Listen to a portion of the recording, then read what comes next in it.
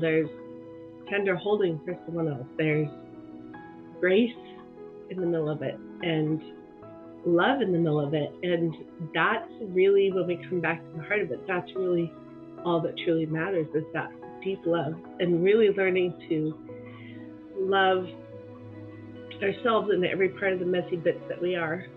Some people use the word surrender, but surrender to me kind of feels like that. Don't really have the control. I like just a little bit of control. So wow, like you recognize that, okay, there's some choice of like, I can choose to just allow a different way. And I can be the dolphin instead of the salmon, where salmon swim upstream, right? Where dolphins, they get to play. They go with the Ride wave. the wave. Yeah. Yes. And they play and the pleasure, and they find the joy as we connect into that energy, right? Our voice is our soul expression, our truth. It's our truth. I've been in an experience where I've just been so compelled to tell truth. Like I can't not speak my truth. I just felt like Spirit was like, so since you have the revelation of who you are, you get to spread that around with some smiles, and you get to, like, I even picture it almost like Tinkerbell with fairy dust. It's like awakening souls with those light codes of joy that comes across our face as we're awakening to who we are and the joy of that. You consciously co-create your reality. It's just what time, energy, and attention and effort are you putting in? Hey, well, welcome to Spiritually Naked with Soul. We are back, and I have my beautiful co-host with me, Arla Markel, and we are diving in today with all things spiritually naked and continuing with our talk on the siren energy and just meeting ourselves right where we're at. Arla, welcome. Thank you, Molly. Thank you so much. I'm excited to be here with you today. I'm excited you're back. So, would you like to dive in with where you're at? And you already kind of jumped in a little bit before we started with meeting yourself tenderly, where you're at with when you came back from Egypt. Mm-hmm. Yeah, so what I was sharing is that I'd come back from Egypt with all this clarity, which is what I had prayed for. Like, I had in the heart cry before I left for Egypt, is I wanted to know more of what my purpose was in serving humanity, and where Spirit wanted to take me next, and what was something I was supposed to be moving into, because I could feel that what I had been doing was either supposed to expand or change. And so I felt like I had a lot of clarity coming back from Egypt. And then my life just fell apart. And in the middle of that, it's easy for me, I think most of us do this, where especially those of us who've been working on like our subconscious beliefs and working on ourselves and all that, it's really easy to fall into, I must be doing something wrong. What is that I need to change? And I can't tell you how many times I've actually heard my soul say, no, you're perfect. You don't have to fix yourself. But I have this like drive to, if something's going wrong, it must be something wrong with me. And I felt like this shift this week in that area. And so one of the things that happened is financially, things have been for a couple of years really touch and go for me. And that has felt like an area that I've worked on until I was ready to pull my hair out. And I'd had this incident where, when I was growing up, where I felt like it was a darn if you do and darn if you don't kind of situation that made me feel really, really stuck. And there's some really intense reasons why I felt that way. But I felt like I kept going back and trying to fix that. Okay, so what were the subconscious beliefs that happened because of that incident? And, what do I need to like shift in my thinking? And what do I need to program in my subconscious? And all of a sudden this week, I realized I was supposed to accept that it happened. And it was like, I sat there and I cried and laughed all at the same time, because I was like, I can't change what happened. And yeah, I learned and grew from it, but at some point I just had to like be at peace that it happened and stop spinning my wheels trying to change something that it's not, that thing was not fixable. And that's okay. And to hold myself, like we were talking about earlier, tenderly and with love and care, rather than just this energy of like, I've got to change, I've got to do better, I've got to, like, this ever elusive perfection that's just not even possible. And realizing my humanness, I already am perfect and whole and complete. And yeah. Be in the mess of it. Be in it. Yeah. In the wholeness. That's what it feels like. I'm right in the middle of the mess of it. And that's okay. You know, it's not what I thought it was gonna happen.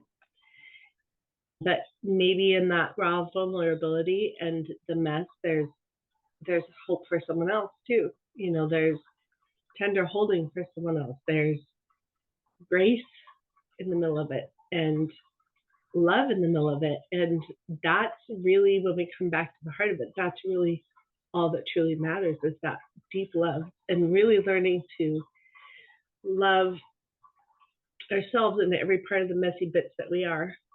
Because in the middle of all that, there's also wild, crazy, beautiful miracles that happen. You know, I feel like over the last few weeks, I've had moments of just being really in tune and experiencing joyful, like, wow, I didn't know that things could be this way too emotionally. And so realizing that all of the bits they're beautiful. So that's where I'm at. That's what I'm. The magic, right? When you allow, right? Some people use the word surrender, but surrender to me kind of feels like that. Don't really have the control. I like just a little bit of control. So allow, right?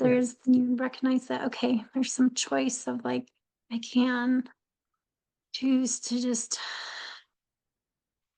allow a different way. And I can be the dolphin instead of the salmon, where salmon swim upstream, right? The struggle. Like, Yeah. I'm doing it this way, and I'm going to force it, and I'm going to do it this way. Where dolphins, they get to play. They go with the Ride the wave. wave. Yeah. Yes. And they Yeah. play, Okay. and the pleasure, and they find the joy.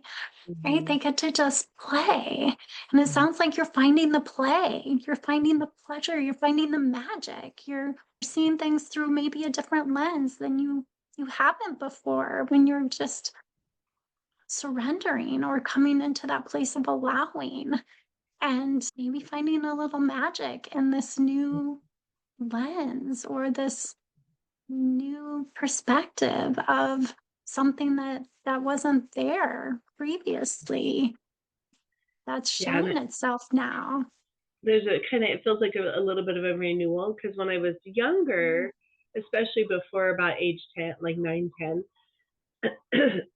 excuse me, I was a very joyful child. I spent a lot of time in nature, and my mom just remembers me just like singing and having fun and loving my life. And then I went through some really, really, really rough times. And I feel like right now there's a restoration to that, you know, on many levels, like we were talking about with the Siren, like even being comfortable singing again, because that was something I felt like I lost over time, and rejoicing in the restoration in some ways of these pieces of me that were very much in place at a young age.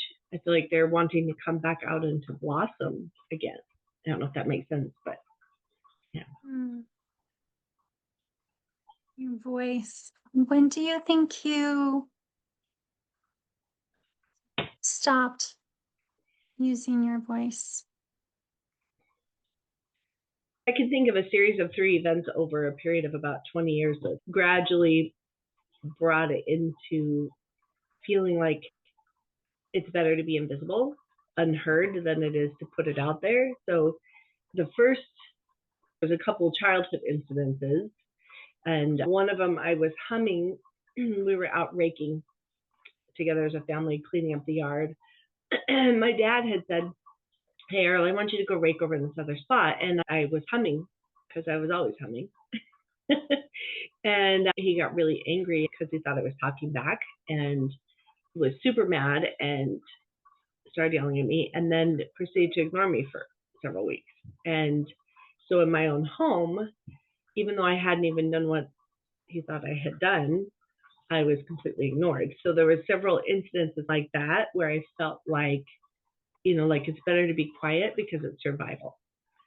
And I feel like even in some ways doing the podcast and like even in Egypt when we were in the pyramid and we were singing, there was a part of me that was starting to like reclaim a lot of that because for me, I think we talked about this before, but there was such a, when I was singing in like kind of that almost transcendent state, there was just this beautiful flow of love back and forth between source and myself, like it just this sense of awe and wonder and joy. So I feel like some of those things that happened where the message for me felt clear that to survive, I had to shut that down.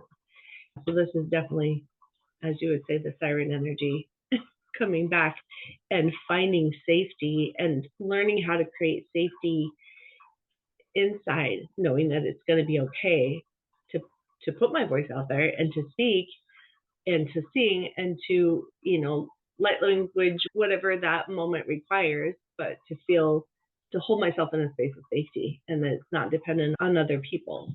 Beautiful. Yeah. As we connect into that energy, right? Our voice is our soul expression, our truth.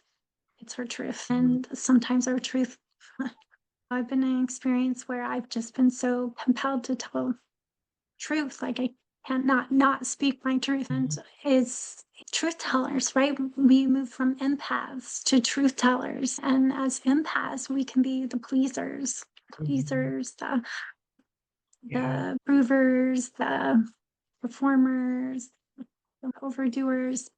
But as we become truth tellers, I think that's when we step into our siren energy. And, our role models, if we think about who have been the sirens, they have been the truth tellers. They have been the ones that have not been afraid to tell the truth or to speak, that place of wisdom, like Mary Magdalene, that place where they've been the holy rebels, the ones that have gone against the grain or gone against what others may have seen as not. They may have been persecuted for their beliefs, or they may have been humiliated or shut down for it, or run out of town, or all these things that could have burned at the stake or all that stuff. exactly all those reasons why the throat clenches up in this lifetime. Those priestess wounds, those persecution wounds of why, even doing a podcast can feel so scary at times, or speaking spiritual truth can feel like feel so intimidating in this lifetime, even though people are just like, it's for me or it's not for me. But that's the truth teller energy. But when that's connected to the divine channeling or spirit, you get something even deeper. You get vibration, frequency, sound, light, energy. You get what happens, like what happens in the king's chamber. You get light language. You get this beautiful higher vibrational frequency energy. It's something more magical on a divine plane. Did you know you could do things like that when you were a child? No, I mean, I don't think I realized that. I did have some miracles happen, but it was like few and far between. I realized that to the degree that I do now at all. And you're right, there's like such a magic like in just in that like presence. And because I think the other thing that kind of tripped me up when it came to speaking my voice is being in that church cult. I think I had told you that I was in, we talked about this. But I felt like what happened is then I felt like I had spread a wrong message. Maybe not so much wrong, but like we had done things that were harmful and often without realizing it. Like I didn't realize how much guilt and shame and manipulation was being used.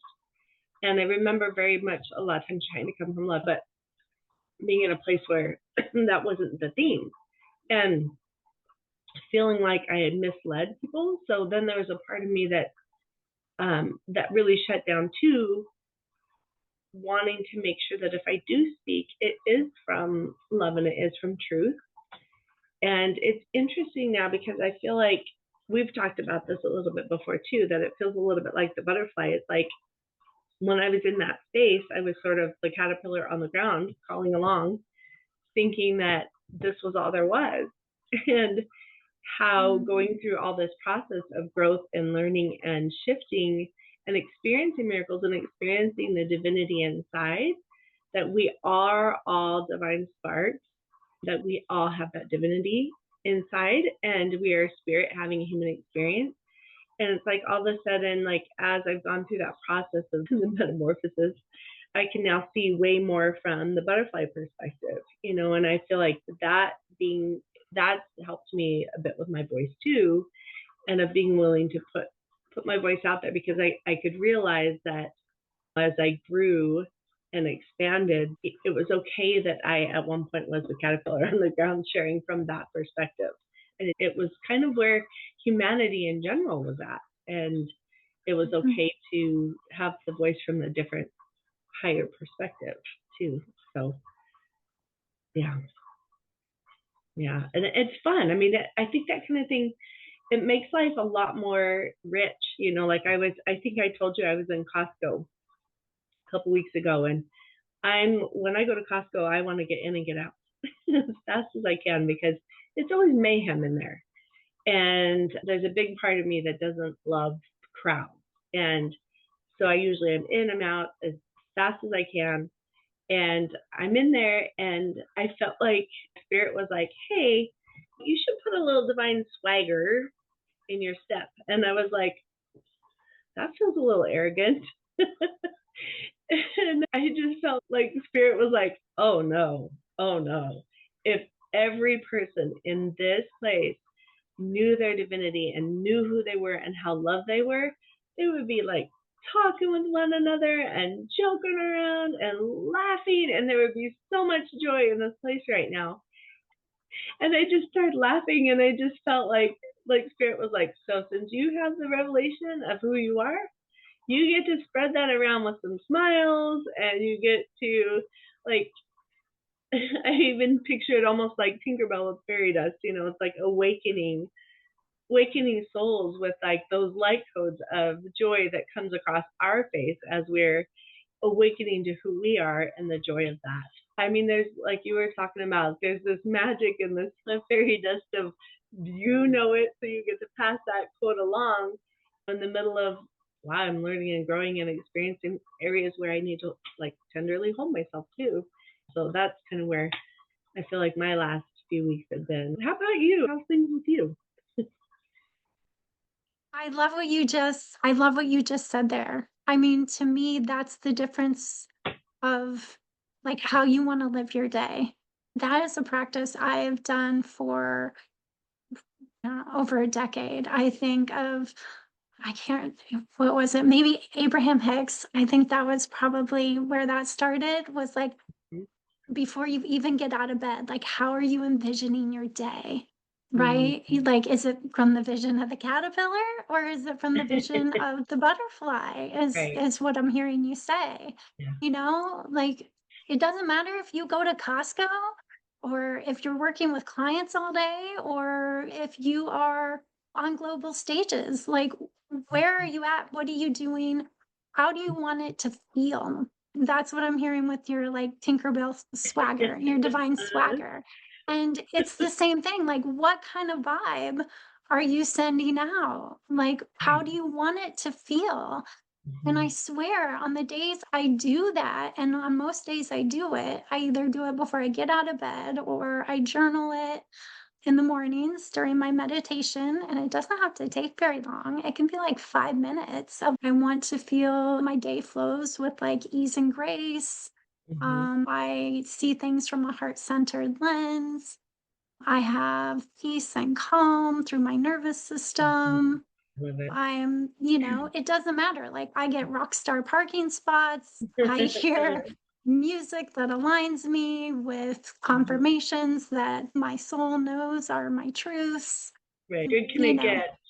like, How I get right in and out of, like, highway traffic if I have to, like, get and go places, like, I get the channeled messages I need to, like, when I'm making the connections I need, the flow is there, the words come, it doesn't matter. You consciously co-create your reality. It's Mm, just what time, energy, and attention and effort are you putting in, and yeah, what that's really good. belief do you have about it? And like, what are you doing? Like, how much, and it's the value and the worthiness too. That was the other thing I picked up on what you were saying. Like, it's the value and the worthiness in yourself. Like, Mhm. how do you see yourself?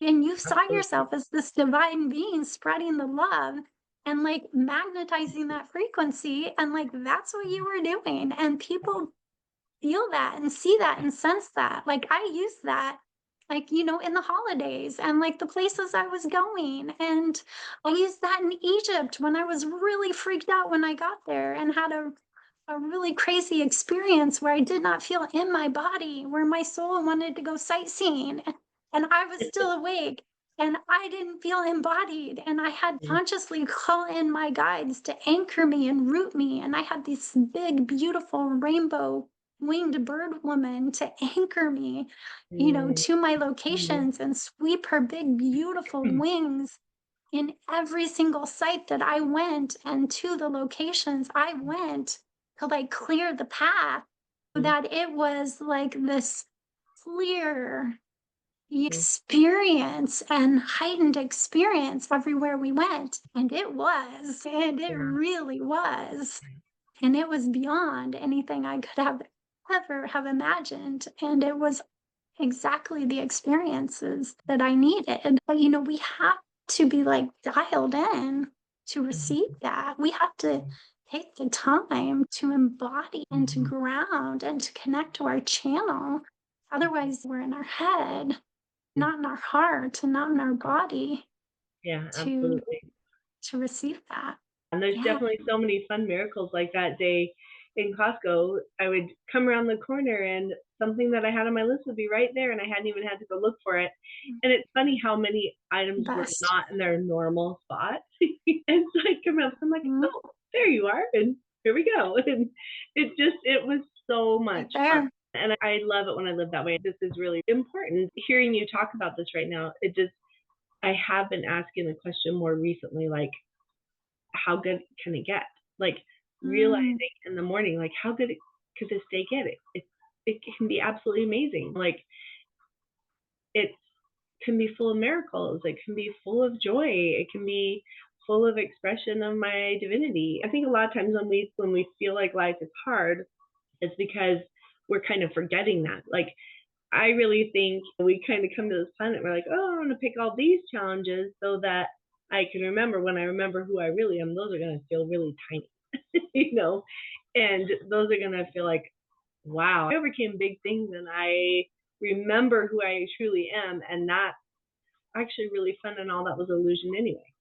There's something really powerful about that, living in that space. I love what you shared about being really consistent with it too, because I feel like probably that's where my soul is challenging me the most right now is to live with that kind of intentionality. I think sometimes I've lived a lot according to my emotions, how I'm feeling about my circumstances, and forgetting the creator part. And I definitely, over this last probably 6 months, have been shifting more and more in my mentality from the victim, savior, hero stuff to really remembering who I am. And it changes it from that cycle into more of the creator cycle. And I feel like that's happening. And in fact, even the other day, you and I've talked about some dreams that we have that we want to do. And so I started thinking, well, why am I putting myself in this box of like, it has to happen this way? What if I tried this and this and knock on the doors and see what opens up? Because something else could open up in a different way. Let's see what opens up. And not feel like it has to be one particular way. Thank you for sharing that. multi-dimensional perspective. Yes. Yeah. Nice. Yeah. So when you're in Egypt, I know we've talked a little bit about Like I have some very specific memories about the siren energy and times when I was really, really deeply shifting in that area. Did you have some specific moments where in Egypt where that siren energy was really coming out, where you felt like that with the throat chakra was really opening up for you? Mm, yeah, there were two really powerful experiences for me. The first one was definitely in Dendara and Hathor's Mm-hmm. temple. That was the first place I noticed it when we went to her temple that day. And I remember walking into her temple and just having like this aha moment. And I Mm-hmm. could almost see like the sacred Siren. I can never say that right. It's the water, it's the ancient ocular priestess where they would look in the water and see Oh, the images. scrying. Scrying. Thank you. Scrying technique. But I could see the pools. I could see the pools on the sides. I could see like the lush greenery. Like I could see it like different than what it looked like. And I Mm-hmm. tried to take a picture of it and it turned out black. It was so wild. Yeah. But I could hear music. It felt so different to me. Like, oh, I've been here. I've definitely been here before. So that temple felt very special to me. Mm-hmm. And when I went in there and we went into the chambers, and when we went deep into her temple and then up those wooden steps and then had to crawl Mm-hmm. up into that sacred chamber and the walls, the stone. We just kind of had some private time in there. And I just going back to the humming. You know, when you were talking about humming, humming is so healing and Mm-hmm. so soothing because we're our own crystalline bowls. We are our own sound bowls, and we know what our medicine is. When we hum, Mm-hmm. when we tone, and that's all I wanted to do in there.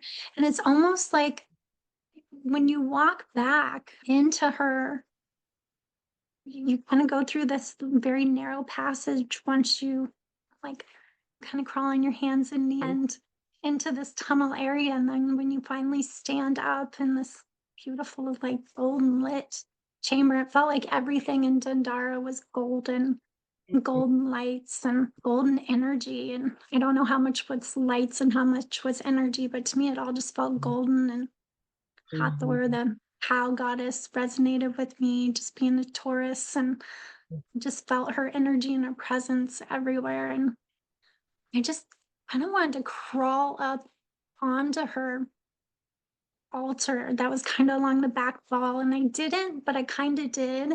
And I know there wasn't really anybody watching, but there were people kind of behind me waiting. And Mm-hmm. I just remember standing and putting my hands on both sides and my feet up on the edges. And I started toning, and it just came up through my like sacral and solar plexus. And I just rumbled out. And I don't know how long I was there for. It just felt like minutes. I just wanted to tone and tone with her. And it just felt so nurturing, almost like I was kind of curled up on her lap. Mm-hmm. And I loved it. I could have probably stayed there hours if we were allowed, but that was very sacred to be there.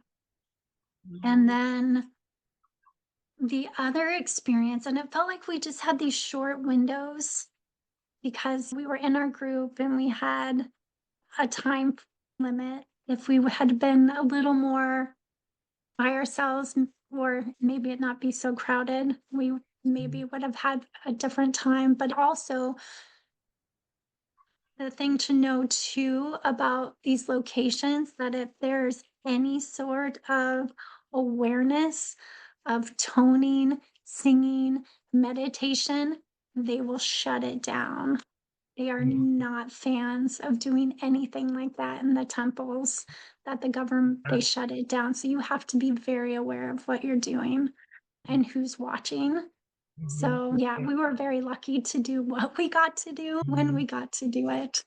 So the Temple of Dundara was very sacred to me, and that opened up my throat chakra very much there. And then there was the temple at Karnak that was made of the rose quartz. Was that quartz granite that we were standing in? And I found a corner and I just buried my head in it. And it had, I think it had a stone in the middle, and it was outside of Sekhmet's temple. And we weren't there very long, but that one had so much frequency and vibration. That one was really powerful to me. And that one opened up something. And I felt like there was a progression.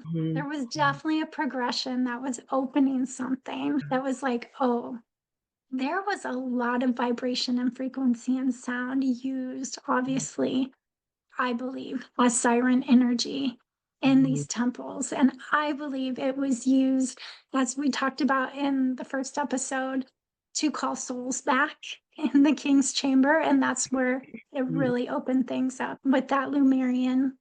And maybe it was the Atlantean, since the Atlantean priest king, Thoth and Isis, the mystery school teachers, but he was the Atlantean priest king. I was on the writing on the walls at Edfu, one of the oldest temples.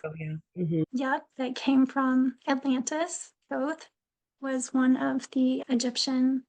He has the face of an egress. He's really known for his mystery school teachings, the Emerald Tablets, as above, so below. He's always been one of my guides that's always come with Isis. But what happened in the King's Chamber and all the toning and the song that came through was so powerful. But it's also this recognition that with all the stone and the high vibration toning frequency, I believe it was to like move objects, to move heavy frequency objects. Like, and it had to do with water. There's so much water underlying things. And especially with those, what do you call them, scrying pools? I think there was a lot that we did with water and toning and vibration and frequency and moving objects. And we're going to find out that the more that the siren energy opens up, that it's going to have a lot of spiritual gift awakenings and remembrances that are channeling and remembering through. And that's definitely what was coming through with the King's Chamber, or what's since been awakened. Even just with all the hieroglyphs and everything that Jocelyn shared, it's just like all these rememberings that have come and brought pieces together. And the Lyran energy just has been so like, yeah. I love that word, remembering. Like, it's had such a new meaning since Egypt, and then just also listening to speakers who were talking about the story of Isis and Osiris and how she remembered him. She put him back together, and how it's still symbolic sometimes of our lives, and how sometimes it feels like we got shattered or scattered into fragments, and then we're remembering and putting ourselves back, putting back together what feels like it was shattered. And I felt like that, kind of like that too in Egypt. I had so many memories. I remember walking into, I think it might have been the temple, might have been Hathor's. I can't remember which one. It was the one where Jocelyn talked about how we did, there was essential oils. They had the hieroglyphs telling you how to make essential oils. Well, before she said that, about 5 minutes before, I was walking through the temple, and all of a sudden I just went, oh my gosh, we did essential oils in here. Like, it was a wee memory. And is that Horus's? I think that was Horus's temple. It might have been. Or Siren temple. Yeah, maybe it was. And I think, anyway, I just had that like distinct feeling of like, oh, we did this together in this temple. And the same thing with Abydos, where we were down doing our meditation, and I looked up at all the walls, and kind of like you were talking about, where you remembered, you could picture what it was like, and I could see like these green, beautiful like palms and flowers everywhere and water everywhere, and like the flames dancing, like nighttime flames dancing on the water, and like I just had all of these very distinct memories of working with crystals, where I would in those temples, I would basically imbue, for lack of a better word, the crystal with a specific healing frequency that person needed, and they would leave with it. So it was really wild, because I just had all these remembrances, pulling back these pieces from other lifetimes. And I think for me, probably the biggest throat chakra one that's related to the Siren was in Abu Simbel, the day that we went there, because I remember you and I both, when we were going into that temple, I mean, I almost got physically sick to my stomach, because there's all this like violent scenes depicted going in there of them beheading slaves and things like that. And I remember just having this just like gross feeling, and it immediately brought back all of my childhood trauma of like being shut down, not being able to speak my voice, kind of like the story that I shared earlier. And I had to sit there, and because I almost ran out, like I was just like, I can't be in here. And then I just stood there and looked at them and started to just realize, what does it take to get to someone to get to a space where they care that little about humanity, about other people. And I don't know, there was something that really shifted, and I started like really giving myself compassion and forgiveness over like shutting down my voice. And it wasn't in like I have to forgive myself for that. It was more like, I'm so sorry you felt like you couldn't speak your truth. I'm so sorry, like just telling myself these things, and I'm crying, just sobbing. And one of the other gals from the group comes up, and she starts sharing about how she had always felt like she had no voice and she couldn't speak her truth. And so then I'm saying to her, I'm so sorry that you felt like you could never speak your truth. And we're both crying.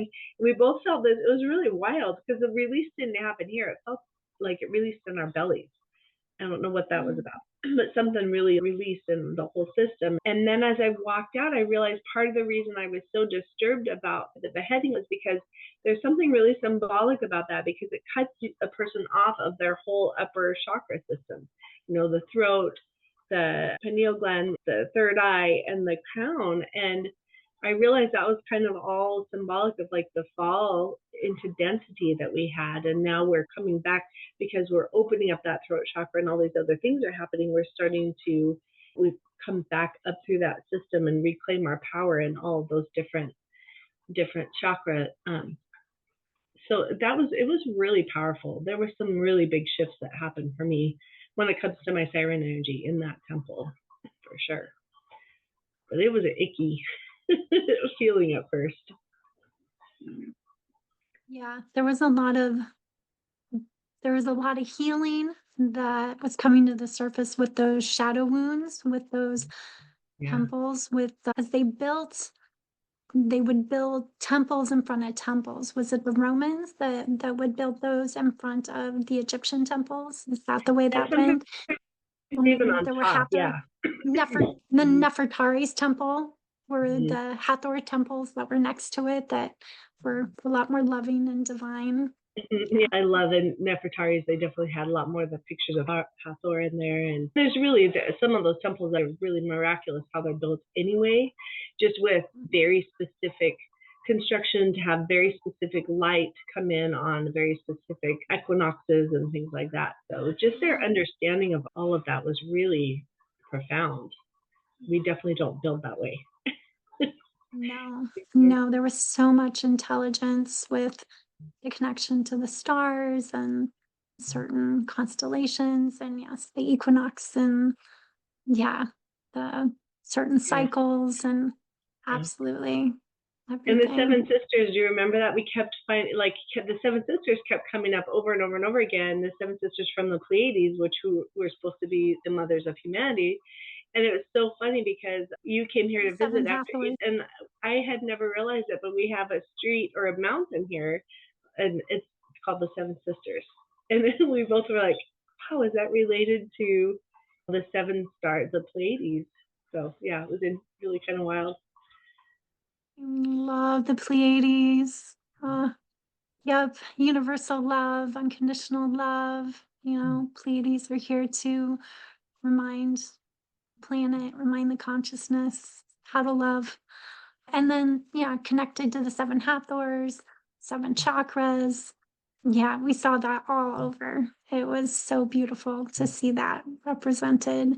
And Yeah, yeah, to see it in the different cultures, to see it in the different representations. It's all over how it shows up. It's pretty cool. yeah, it was amazing. Yeah. Well, thank you, Arla. This was so beautiful. And we'll continue this conversation and this thread of beautiful energy in our next podcast. But thank you so much for this beautiful connection today. This was so refreshing. Thank you. Any any last nuggets of wisdom that you want to share with the audience? I think just the energy for me today, and the thing that I would want each person that's listening to feel, is to feel tenderly held. I mean, there's a power that beats our heart that is all love, and it tenderly holds us. And I guess as I'm experiencing that today, that beautiful, precious feeling, that's what I would want for anyone and everyone listening. That same feeling. Beautiful. All right. Thank you so much. Have a wonderful day, my friend. Thank you.